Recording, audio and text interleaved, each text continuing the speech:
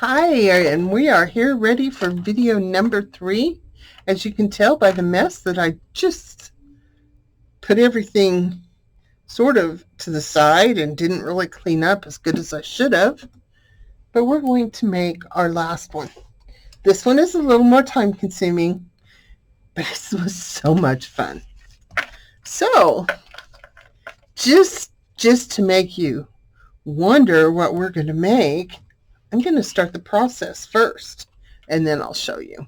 So I've picked out 3 cards, and if you can tell by looking, I picked them where they've got a framework on them because that's pretty important. And what I'm going to do now, I'm going to go with the little ruler, and hopefully it won't rock and roll too much. I'm going to use this line that frames it. Let's see, right here. Let's come up here.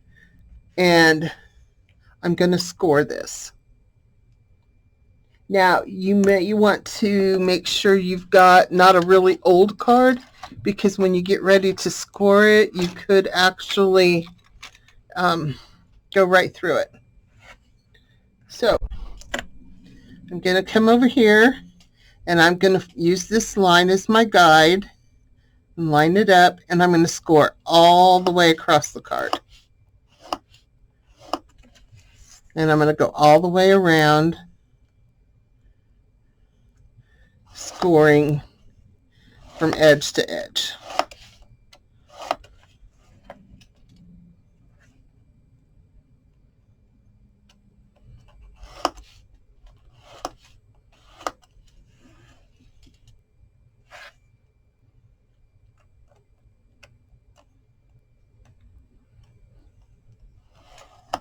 Now, this does not have to use them with the frame on it, but it does definitely make it easier.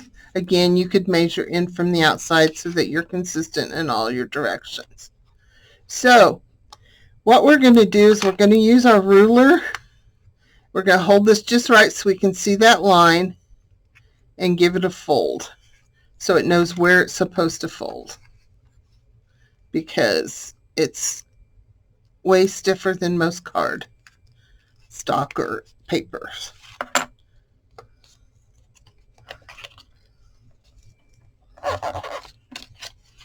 And you do want to fold them in, but I have to do it from this way to see it.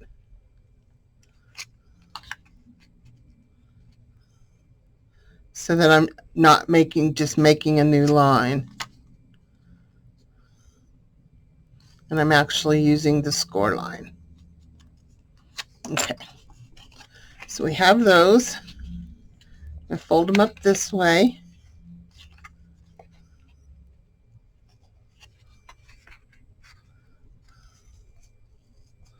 Okay. So now I'm going to take my scissors and I'm going to come in here from the corner to where it meets on the score lines and snip on all 4 corners.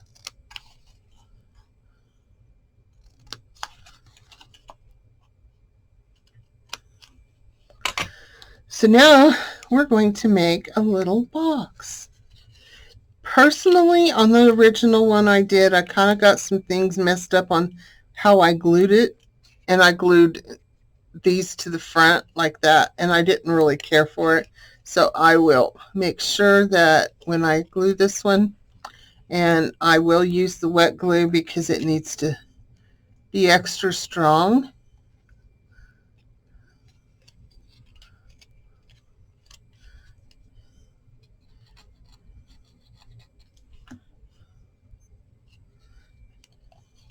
And you glue that to make your little box. And you probably will have to hold it or clamp it. This could be one of those things that might take you a little more time to do because of dry time.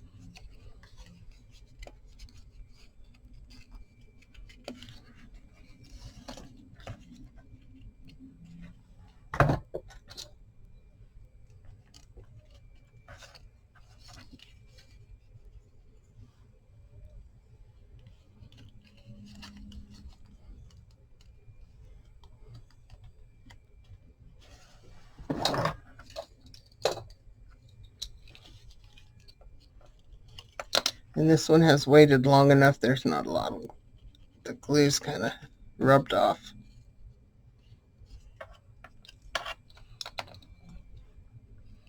So we made a little tiny box, which is just gorgeous, especially from this side.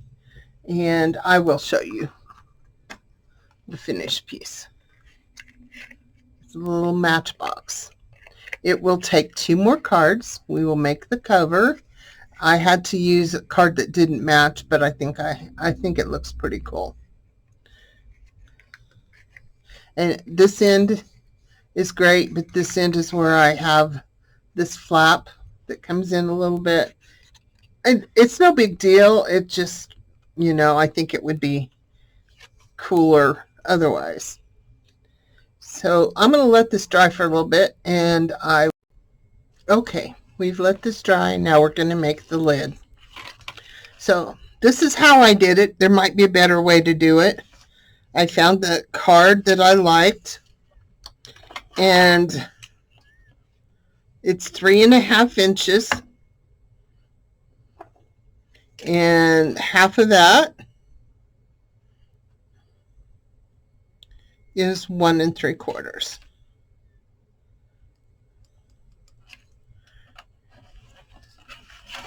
And I'm going to just make a little mark, use my mat to line this up so that I know that this row right here is the center.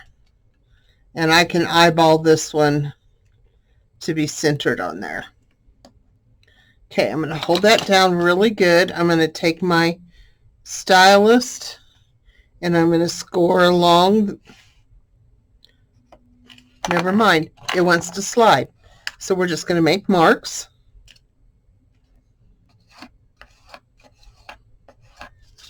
And we're going to score that. Now we are going to score just outside of that line. So not quite on it, just outside of it.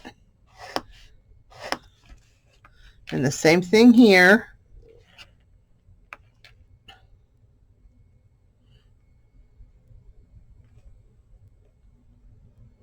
You do want to make sure you square it up and pretty even on this.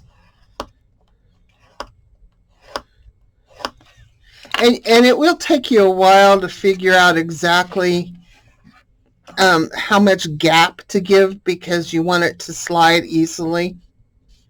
And I am going to fold that on the score line. And fold that on the score line. You probably could use your ruler and just fold it, but the score line makes it a little easier. So as you can see, that's got a pretty good slide. Now what I did is I measured this, and I will admit that on the first one, it measures a 1/2 inch. So my first instinct was go a 1/2 inch, but it was too snug. So what I'm going to do now is I'm going to take this I'm going to erase my line, and I'm using the a regular eraser did not erase well on these older playing cards, so I'm using the kind that you get to help get your glue off of pages, and it's working really well. So now I can see that. I'm going to measure because I know it's a 1/2 inch, and I want to go 1/8 inch bigger. So I'm going to go from my score line, and I'm going to mark this a 1/2 inch, and then I'm going to go 1/8 inch, just because I don't want to do the heavy math. So I've got it on the score line.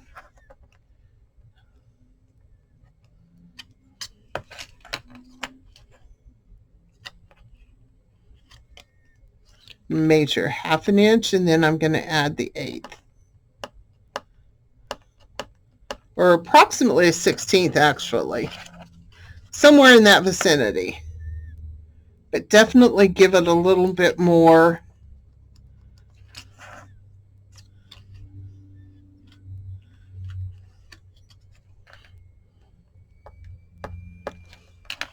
Okay, now we're going to go ahead and we're going to score another line.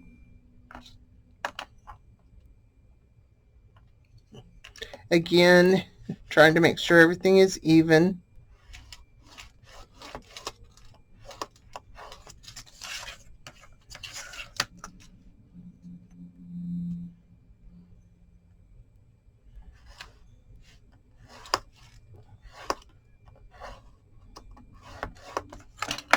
I'm going to use the ruler to come up and make those score marks.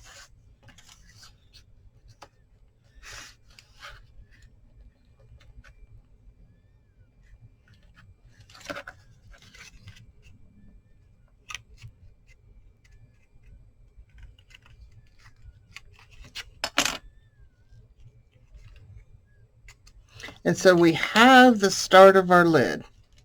And as you can see, there's plenty of space for sliding in there. Now we need to make the top. And there's no way to do it with just one card. You will make something that goes over that. And I have from the earlier, this little one right here. If it was the same size of card, it would have worked, but it's not. So we're going to have to cut one. And I find that it was going to use this card right here. And I can check and see if I cut just the framework, if it will fit. And it's actually a little bit small. So what I'm going to do is I'm going to figure out where I want it. And let's not even do that. Let's just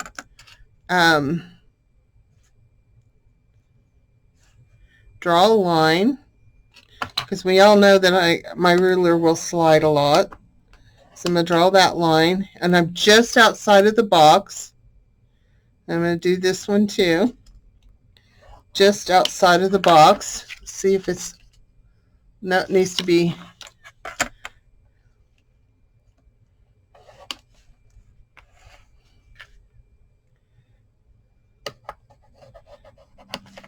So I am going to get the big scissors, and hopefully I can do this. Changed my mind. I'm going to use paper cutter. I really know how I work with big scissors. Actually, how I work with all scissors. So I'm going to cut that. I'm cutting it just a little bigger than my line in case, because I can always cut it down.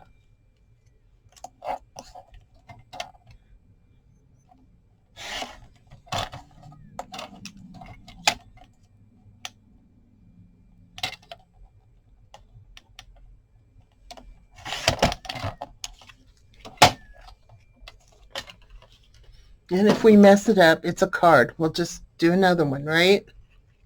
Okay, so I'm going to use this because it helps keep everything stable. I'm going to put that on there. It's absolutely perfect. I love it. So what I'm going to do is I'm going to go ahead and put some glue on these flaps that I'm going to glue it to. But before I do that, if you've got an emery board, nail file or something, scuff this up just a little bit to kind of go through that plastic coating. If you don't have one of those available, pick up your sharp hooky tool and just kind of scratch it a little bit to just give it a little bit of tooth for the glue to adhere to. Now, the glue I'm using is Perfect Paper Adhesive. I'm not a big fan of it. It's just what I had handy. So maybe a better gripping glue would be better.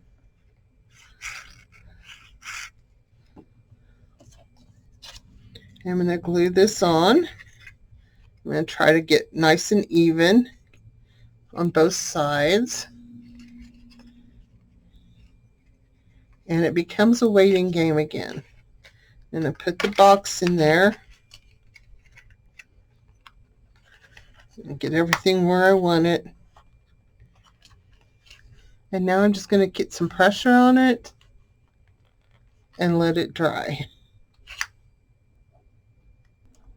Okay, so it's dried enough. It's I could have come down in my measurement a little bit. There's a little bit of a gap, but that's okay. It'll just hold more stuff. But if you wanted to get real creative, you could easily take a hole punch and punch a hole in the end of it right here. And I am going to use a brad. Surely I have one. And what I did is I took this little flat bead. It's a clay bead, but the brad goes through it just fine. And I put it in there so that when I put it on here, it sticks out a little bit. You could do a couple punches of circles or something like that if you wanted. And there you go. You have a little handle to pull your drawer out. And so here's the original. Again, there's still a little bit of space, but if you don't, it just doesn't slide well. So that's a cute little box you can make out of a playing card. And we all have odds and end paper playing cards, that kind of stuff laying around. And if you don't, there's always, garage sales. I have yet to go to a garage sale that there wasn't some playing cards somewhere. So I hope you've enjoyed this. I really did enjoy this. If you don't like the playing card style, colors, decorations, or whatever, you could easily collage over these and make them cute little decorative boxes. But I think they're quite adorable. And I hope you've enjoyed, and I hope you make lots of fun things with your playing cards. Thanks for watching. Bye-bye. In case you're watching number 3 first, and you wanted to see some of the other things we've done with playing cards, a fiber holder. I just punched the ends. This had a punch circle in the middle. I glued another one on the back, made a little specimen card. I particularly chose this one. This is what I punched out of it. So I thought this was, I just thought it was cool. These made this covered poker chip that can be a dangle now. I saved this part. Great stencil. This was also punched out of a card. It's 2 different sizes. This is 1 1/4. This is 1 1/2. And I just glued it to a poker chip, pre-drilled holes. This one was just a card. I used some dies. I punched from the front this time, so I have this cute little collie that I can turn into a postage stamp. And then the top of the gate I thought looked really cute. So we have a triangular. And then from this side of it, I cut out of this corner the little tag.